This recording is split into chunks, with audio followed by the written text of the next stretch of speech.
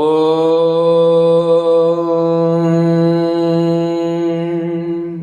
ஸ்ரீ குருப்யோ நமஹ. பகவான் ஸ்ரீ விஸ்வநாதர் அவருடைய ஸ்ரீமத் விஸ்வோபனிஷதம் பாகம் 3 போதனை எண் 372. போதனா நாள் 26/6/1980 வியாழக்கிழமை.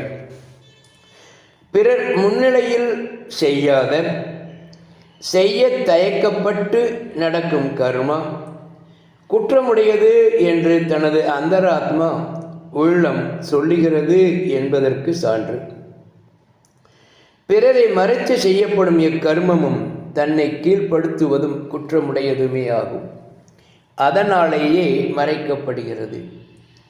பத்தியமாக உணவு எடுக்க வேண்டும் என்றதை தெரிந்தும் தவறினால் மரணம் ஏற்படும் என்று கேட்டும் தகாததை ருசிக்கு சாப்பிடுகிறார்கள் மறைத்து.